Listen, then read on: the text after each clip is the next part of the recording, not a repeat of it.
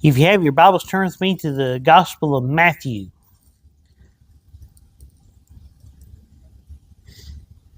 The doctrine I have on my mind this morning, we made mention of it Wednesday night when we talked about prayer. This morning I want to take a look at the providence of God.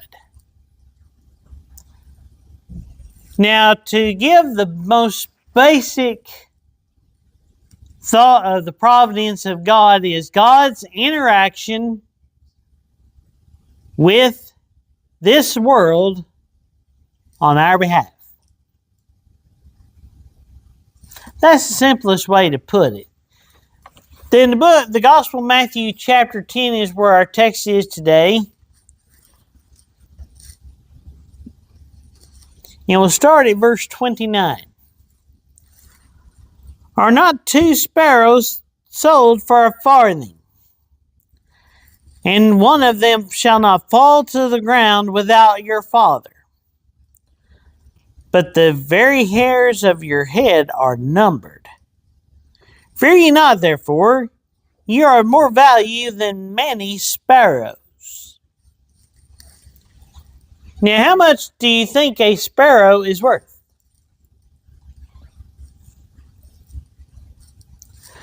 Now, a farthing is about a 16th of a day's wages in that time frame.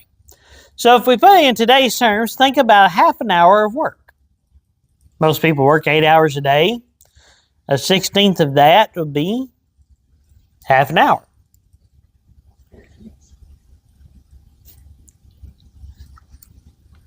Now, in today's...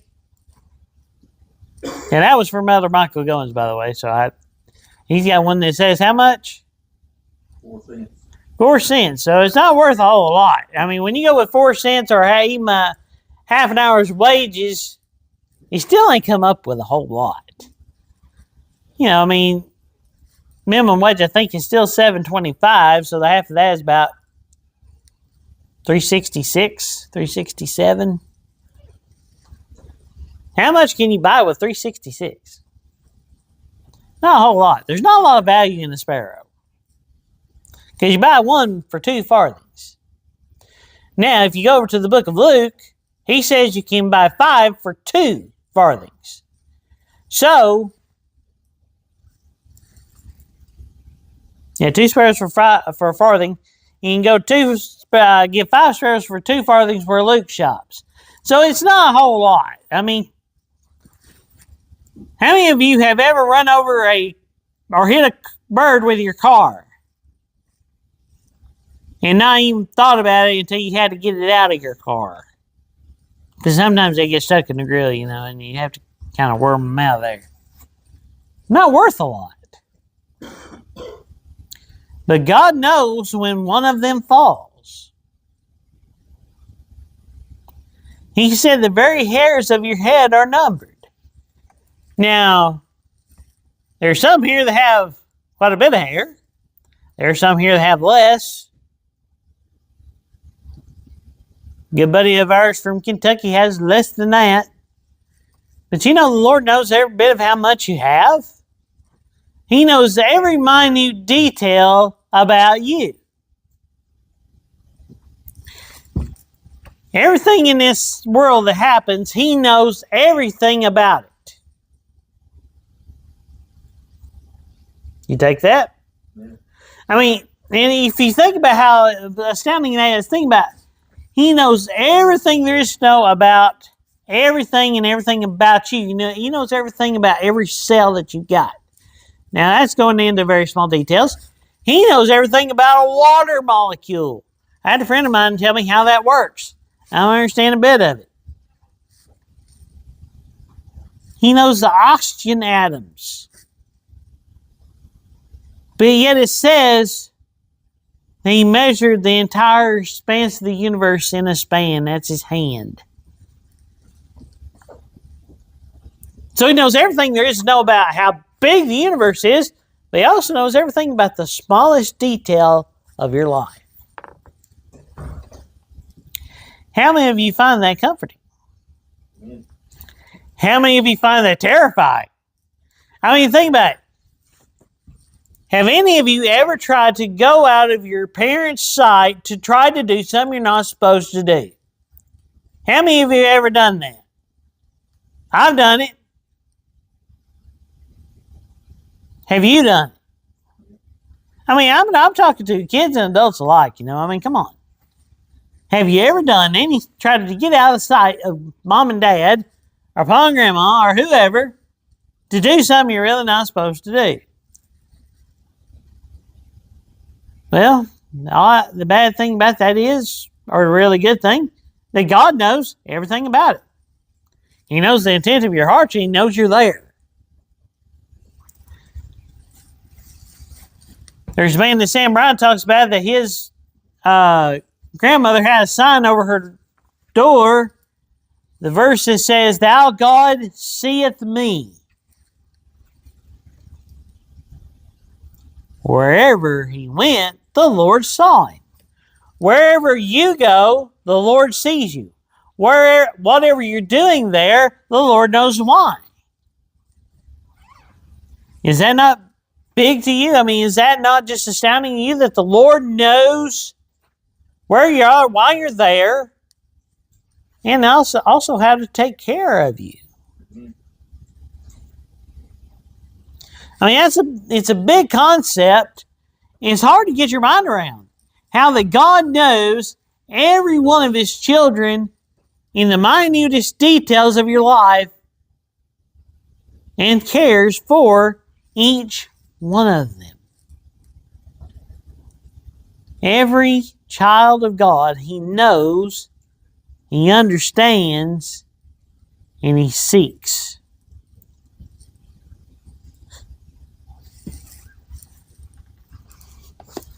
One of my favorite passages in the Bible is the 139th Psalm.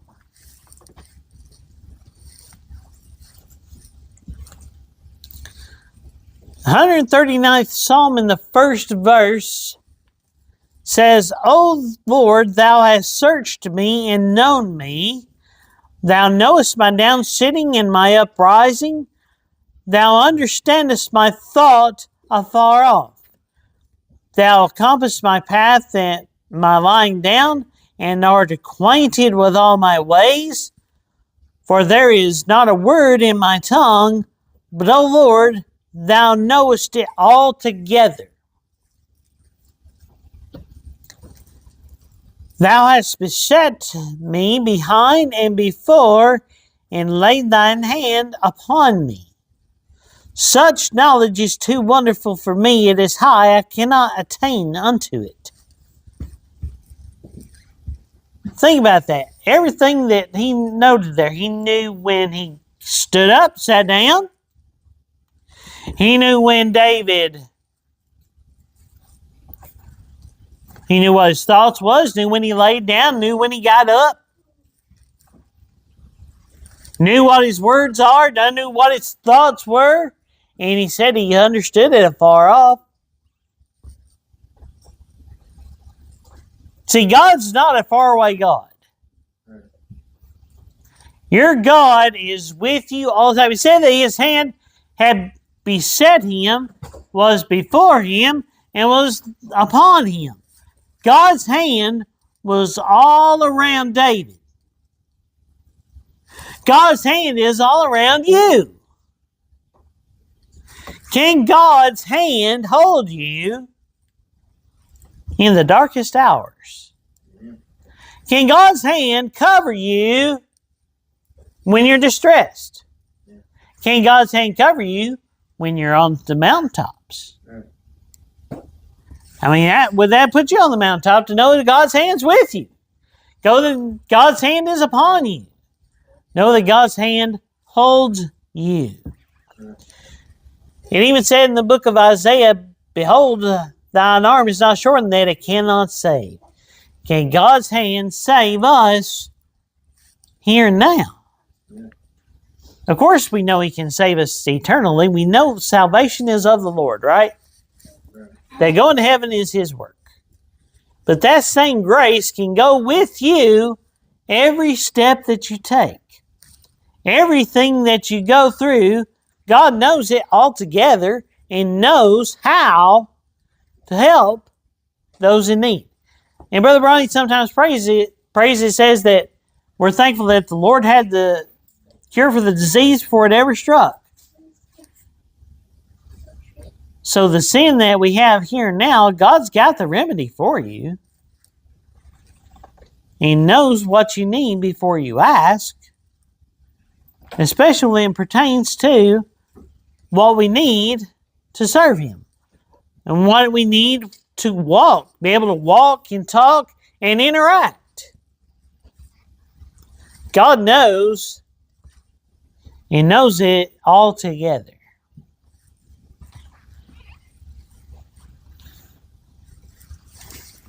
You see, the Lord's providence can be extraordinary, and sometimes it can be very simple. God's extraordinary providence. When they were on a ship, and Jesus has already told them, we're going to go to the other side. If the Lord tells you you're going to the other side, do you think you're going to make it? I mean, think about it. If the Lord Jesus Christ come to you in a physical manner right now, and you knew who He was, and He said, you're going to go somewhere, do you think He's going to provide you the ways to get there? But they're on the boat, and then the winds and the sea become very boisterous. Storms came up on that lake very often, the Sea of Galilee. Very, very often.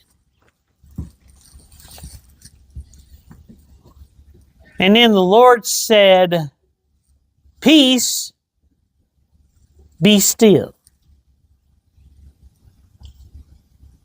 Can the Lord tell your life to peace, be still? And will it obey His command? You see, in that case, when He said, peace, be still, the sea was calm with an amazing calm.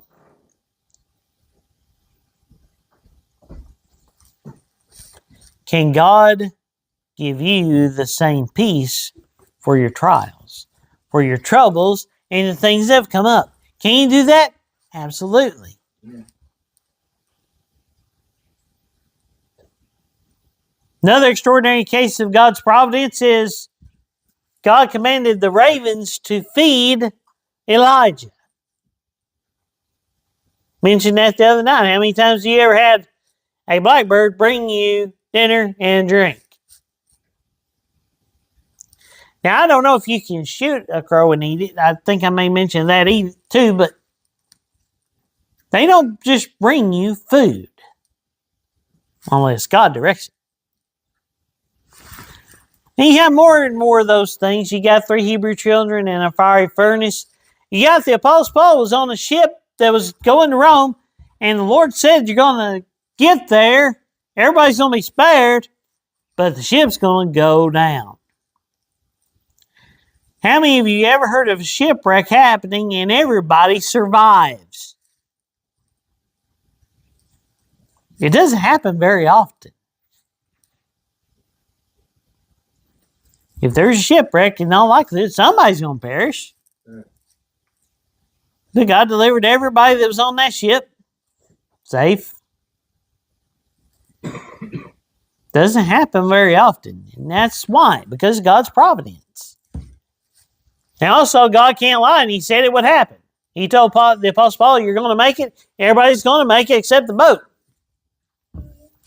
Well, folks, the Lord's not going to lie. If He says it's going to happen, you can guarantee it's going to happen.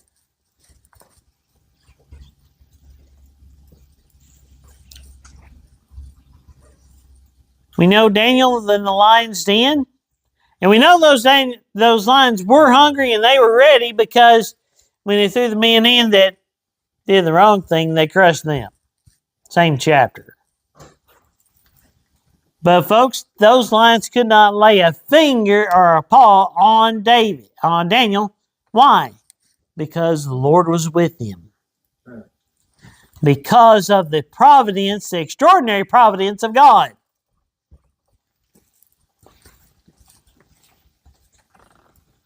Think about that. Have you gained lion's den experiences? Have you ever been in those troubles you feel like you're in a fiery furnace? But was the Lord with them? Now, in that case, that Nebuchadnezzar even saw the form of the fourth. The fourth is like the Son of God.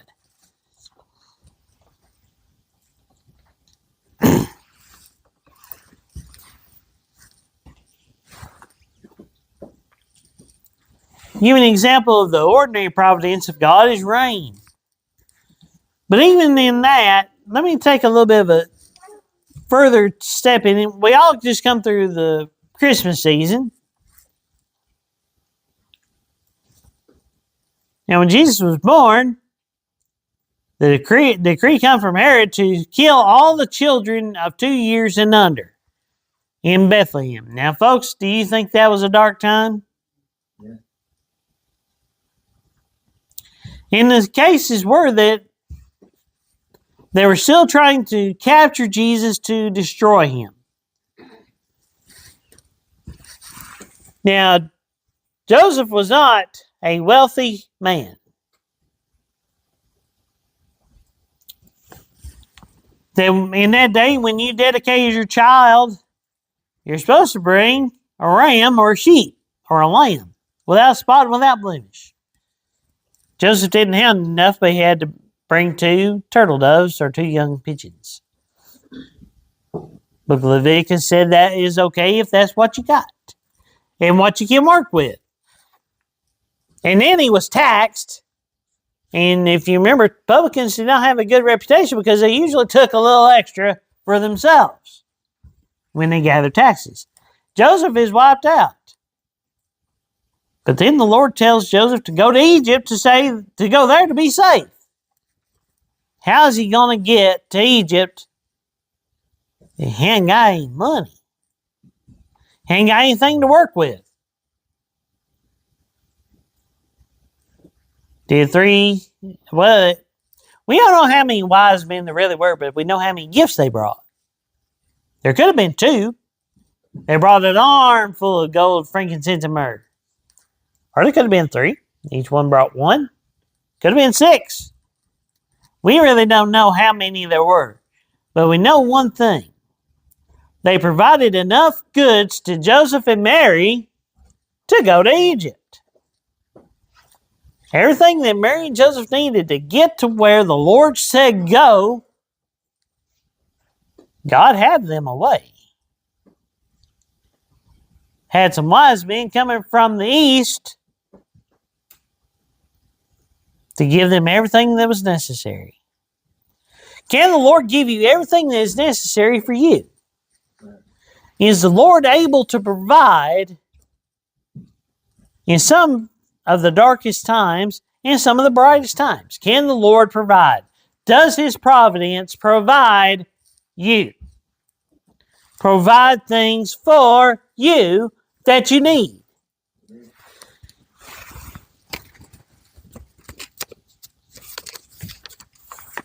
In this same book of Psalms, another well-known one is the 23rd. Most people could probably quote the whole thing all the way through.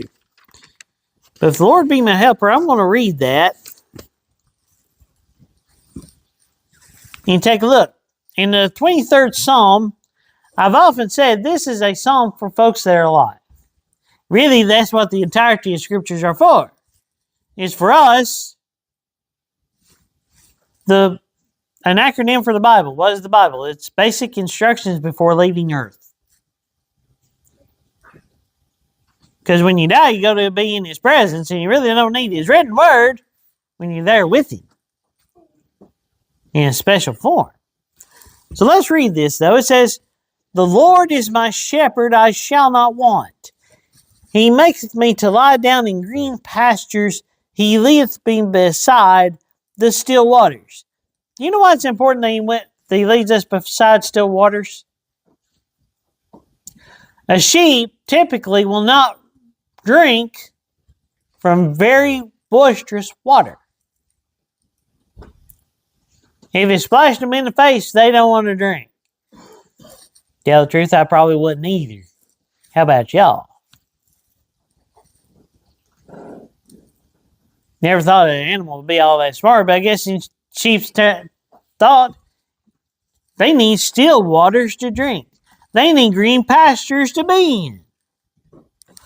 How are they going to get there?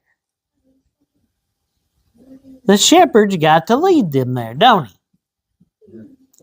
Can the Lord provide you with those things? The times that you need to be in green pastures for rest, times you need to find the still waters for drink. Does the Lord know how to provide? He restoreth my soul. He leadeth me in paths of righteousness for his name's sake. Yea, though I walk through the valley of the shadow of death, I will fear no evil. For thou art with me, thy rod and thy staff, they comfort me. Is that a dark place, a shadow of death? Yeah. Have any of you ever thought you were in the shadow of death? But was the Lord able to lead David where he needed to be? Right. Even though he's in the valley of the shadow of death? Let's read on. It says that thou preparest a table before me in the presence of mine enemies. Thou anointest my head with oil. My cup runneth over. Can the Lord still provide a table in the presence of your enemies? What do you do on a table? You eat. Can the Lord provide still enough sustenance for you in your darkest, hardest points, even amongst your enemies? You see, you got to remember something about David. David, throughout his entire life, he was a warrior. There was times that he had to face enemies. There were times that King Saul was his enemy. Excuse me. Saul tried in several chances, tried to kill David. Once with a spear. And show you how much hatred that Saul had for David. He knew that Jonathan, his own son Jonathan, Saul's son Jonathan, and David were close. They were good, great, close friends. And Saul tried to kill Jonathan because he thought Jonathan knew where David was. And truth be known, he did.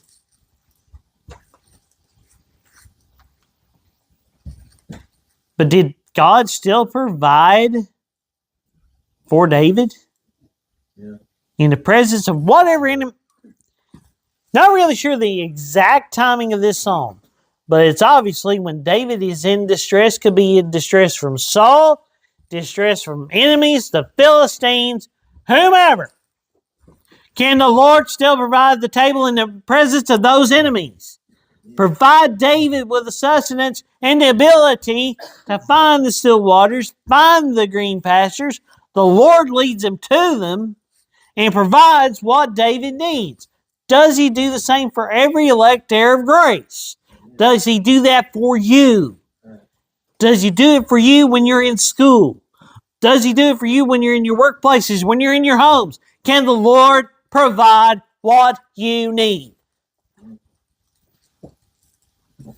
Does he? Has he? I mean, think about that. That's what the Apostle Paul said.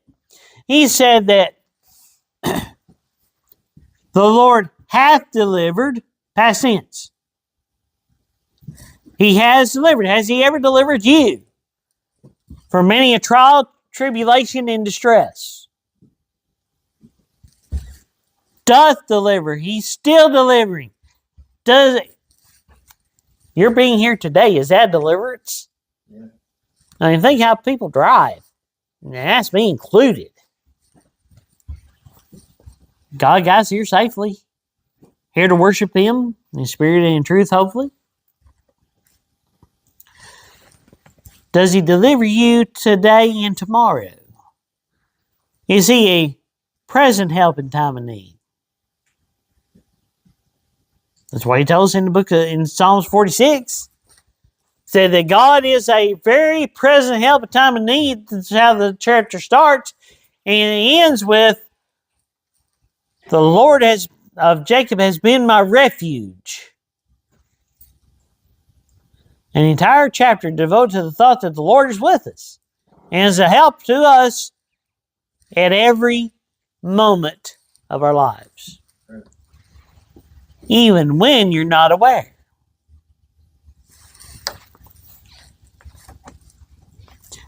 Verse 6, surely goodness and mercy shall follow me all the days of my life, and I will dwell in the house of the Lord forever. Every day that you step, take a step. Every step that you make. Does goodness and mercy follow you?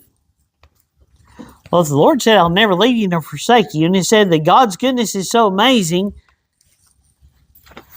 that He caused His goodness to pass by Moses when He wouldn't allow Moses to see His full glory. Can God's goodness go with you? Does God's goodness stay with us? Does His goodness and His mercy follow us? Can it follow you? It says it does.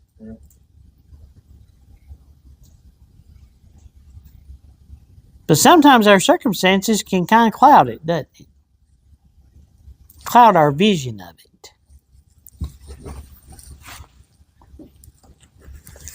We were in this chapter on Bible study recently. Let's go to the 39th chapter of the book of Genesis.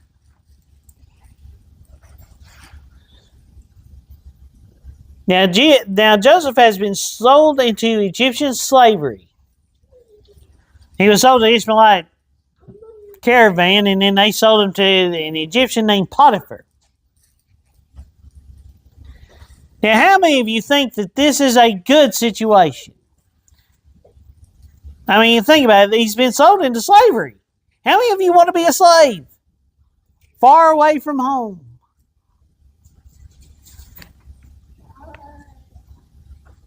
Let's see what it says here, though. 39th chapter, 1st verse. And Joseph was brought down to Egypt, and Potiphar, an officer of Pharaoh, captain of the guard, an Egyptian, bought him of the hands of the Ishmaelites, which had brought him down hither. And the Lord was with Joseph, and he was a prosperous man, and he was in the house of his master the Egyptian. What did it say? Now Joseph's now in Egypt. He's in slavery. I'm sure he's disappointed, depressed. Do you think? Well, it didn't say he was depressed, but you would think he might be. Would you? But the second verse of this chapter says, and the Lord was with Joseph.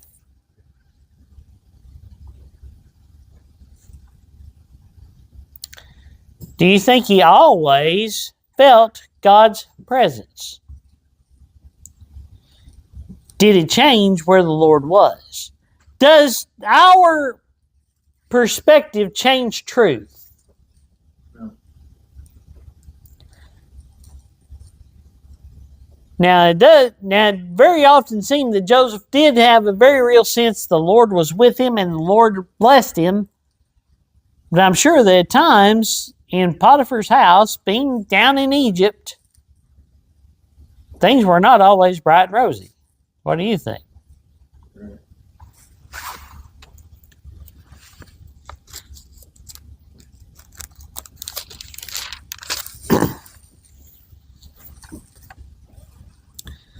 Now, as you read the story, which I'm not going to take the time to read it all this morning, Potiphar's wife tries to get Joseph to do things he shouldn't do, lies on him, says that he did it and he really didn't. He's delivered to prison. Verse 20. And Joseph's master took him and put him into the prison, a place where the king's prisoners were bound, and he was there in the prison. Now, question. How many of you could see God's providence in your life if you've been lied about and put in prison? And this is not like prison we have here in America. Very possible he could have been put in stocks. We don't know. It didn't say he was. But prison back then was prison. You didn't want to be there. Not pleasant at all. What does it say? Verse 21. But the Lord was with Joseph and showed him mercy and gave him favor in the sight of the keeper of the prison. And the keeper of the prison committed to Joseph's hand all the prisoners that were in the prison, and whatsoever they did there, he was the doer of it. And the keeper of the prison looked on anything that was under his hand, because the Lord was with him. And that which he did, the Lord made it to prosper. So the Lord is still with Joseph, isn't he? And the narrative continues. I mean, it continues on and on that Joseph becomes second in command under Pharaoh. The only one that had more authority after all this is over with was Pharaoh himself. The Lord was with Joseph every step. But there were times, I'm sure, he didn't see it. Have you ever been there?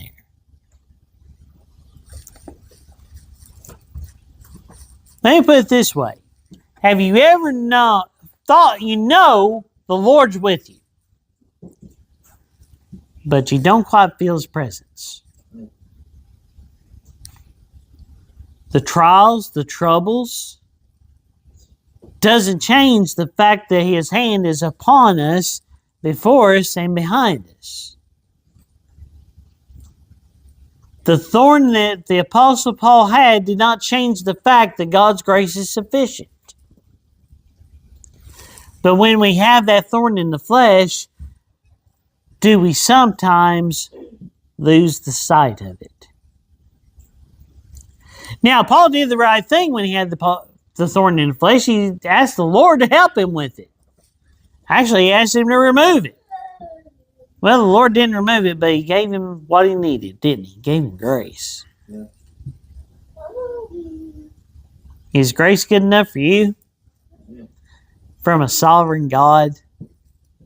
He said that His grace and His mercy, they fail not.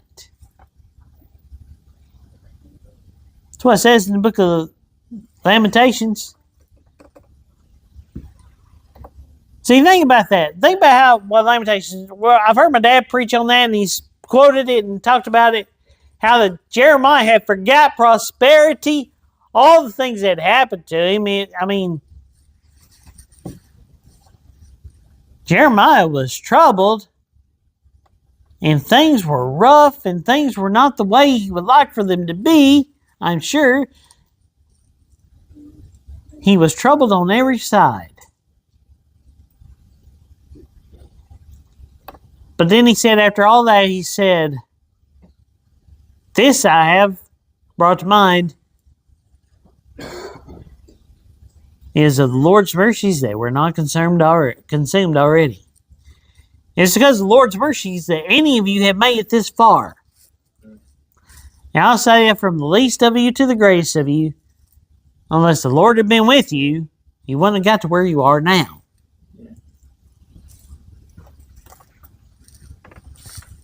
Unless the Lord's grace had been great, New Build That Church would not be here 200 and soon be 14 years. Unless the Lord goes with her.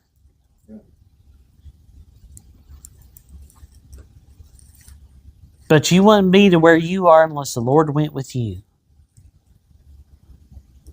How many of you are thankful for God's providence? The fact that He has interacted with you in a special way.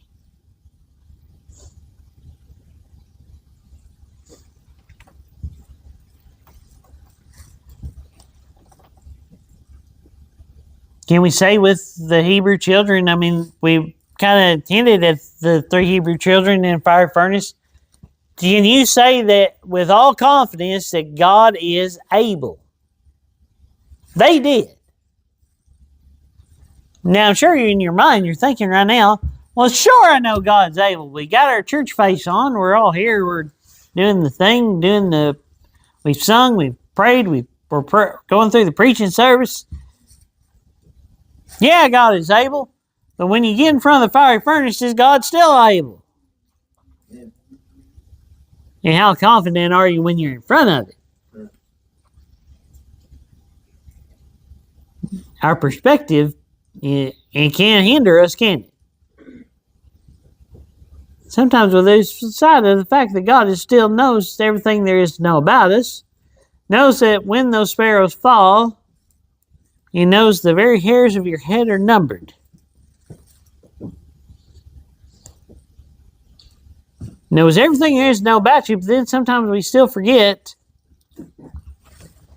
that He cares for us. Sometimes we lose sight of this fact. Hey, listen to this. The Apostle Paul said, "For me to live is Christ, and to die is gain." For you to be able to say that, do you have confidence that all those things are true? Do you have the confidence that while you live, you can live to the honor and glory of God? He's going to take care of all the things that you need Him to take care of, that you can do all things through Christ who strengthens you. Do you have that confidence? We should. But we say we should, but do we? And he had the confidence to say that God to die is gain. He knew that the Lord, when He was done with him here on this earth, he can go home to be with Him. Can we speak with the same confidence? We should, because we serve the same God. He's still the one that rules and reigns, and He's still the King of Kings and the Lord of Lords. Still on that throne. We talk about it.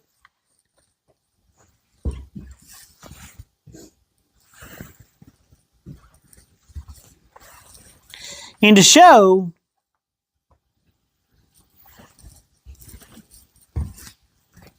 Joseph's confidence in all the things that he done, he was asked to interpret the dreams of the Pharaoh's officers,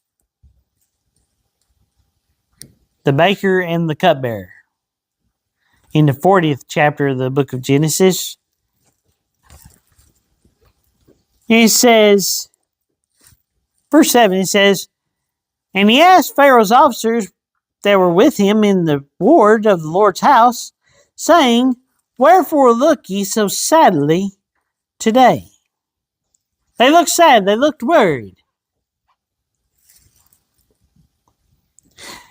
And they said unto him, We have dreamed a dream, and there is no interpreter of it. And Joseph said unto them, Do not interpretations belong to God? Tell me them, I pray you. He understood that the only way he could ever interpret their dream is if the Lord gives it to him. Can we say that every step that we take is because the Lord gives it to us? Yeah. Now, in this case, it was to interpret dreams, but I'm sure that the Lord had to bless for him to be able to be prosperous in the keeper of the prison, in the house of the Egyptian Potiphar. Here and now, can he be with us the same way? The interpretations of dreams belongs to God. Well, folks, I'm going to tell you something. Your day-to-day walk and the things that you need of the Lord to bless you, that belongs to God as well.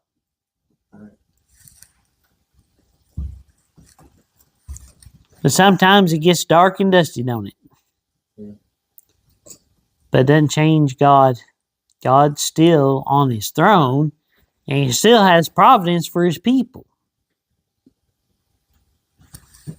And I can safely say that our God is able. But sometimes we need to be reminded of it.